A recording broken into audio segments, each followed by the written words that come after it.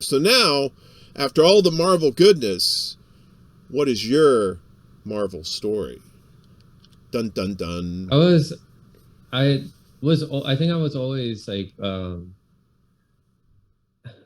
I like to expose people to other perspectives that they may have not heard before that I felt are closer to the truth. Like, well, when it came to music and stuff, I'll be like, oh, like the mainstream stuff that, my friends or other people who I'm sitting with would like. I'm like, oh, how could you like that? And we get into debates about like um music quality, like um so there was always a little bit of that, right? I always have felt like an urge to say something that the other person may not know. Um, my quote unquote political awakening was in 2016 with Bernie Sanders, like how it was for a lot of people. You know, I would watch TYT at the time and all that. Of course, that was a gateway. That was only the beginning, I would say, of like the rabbit hole or whatever you want to call it. I don't even know if that's even getting into the rabbit hole. I think that's just like a pathway that can help take you to the rabbit hole. I don't know, but I realized that the reason why we don't get anything good, we didn't get anything good with under Barack Obama, who I had in like passive support for prior to 2016 and 2015. So I was like, yeah, we're not, things aren't really changing under Obama. So then I realized, oh, it's because, the corporations run everything. Then I started watching channels like Kyle Kalinske, Secular Talk, Humanist Report, the Jimmy Dore Show. I've only one of those I'm still subscribed to, obviously Jimmy Dore. Um, and then I took a pause from it was the beginning of 2017 is when I stopped watching political stuff because I got a little bored of it, and I was just like, it's just gonna be so long until Bernie runs again. Whatever, I'll just take some time off. I was also going through some stuff at the time, so I went from uh, a quarter of the way into 2017 into 2018 of just like not focusing on political stuff, but I did focus more on spirituality stuff since I was going through stuff.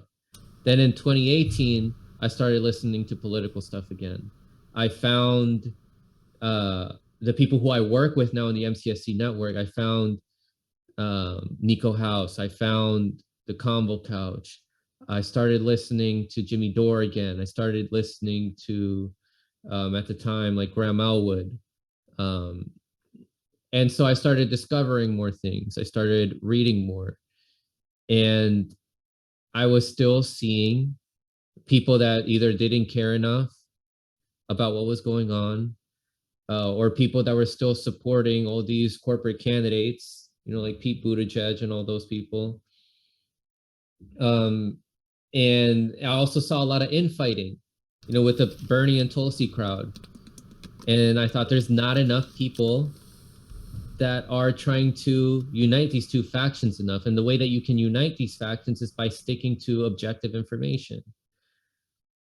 So my friends at the time, Pedro and Brooks, who are also now part of the MCSC network, they had their podcast called Hear Me Out Podcast, and they had their YouTube channel. And I said, hey, you guys talk about pop culture, you guys talk about sports. Why don't we try to inform your audience about what's happening in the political world? I wanted to act as that gateway for people who are apolitical or who care more about pop culture and all that, and be like, hey, look, this is why this stuff matters to you. So I joined them, and what was the trigger point for me is seeing all these memes in the beginning of 2021 about World War III, because after the assassination of Soleimani, people were making all these memes, but not understanding how we got to where we got to. So I wanted to inform, all those apolitical people who are making memes and stuff about what's going on. And so the first thing I did was I went on the ground to a direct action event that was happening outside the White House. It was organized by Answer Coalition and Code Pink. And I just had my phone to record, and my friend Pedro let me borrow his camera. Uh, and I had my wife, who at the time was my fiance, to help me out with recording stuff. And I saw Medea Benjamin there. And I said, "Oh man, I can get her perspective, and she can say, how we got to where we got to. Like she can uh, she can articulate all the details of why it's important to be outside protesting and how we got to where we got to." I saw Max Blumenthal and Anya Parampil there as well. Although Max Blumenthal, a bunch of people were talking to him, so I didn't get a chance to interview him, but he did sign my book. But I did interview Anya, and she explained, how we got to where we got to. And I wanted to do more of that. I wanted to go on the ground and show what's happening to people and interview people. But because of the Rona and because of the lockdowns, I couldn't do that as much. So I started relying on more reporting or commentary, and I started doing that for the HMO channel. But then that content started overwhelming that channel. So then I made my own channel, Frank Analysis. And that was about 2 months after I started making solo videos for HMO and panel videos with HMO, like with the, Pedro and Brooks. Um, so when I started Frank Analysis, I had more liberty to do what I wanted to do. I started collaborating with more people. I became more of this community, and I realized that maybe some people were a little more shy about subscribing to that channel if it's not entirely politically focused, the HMO channel. So yeah, I mean, that's pretty much where I got to with Frank Analysis. I still wanted to do on the ground work. So with the BLM stuff, I was going out on the ground. If I heard about any events, I would go out on the ground, learn how to live stream and all that. I got connected with more people and interviewed some of these people who have been doing this a lot longer than me.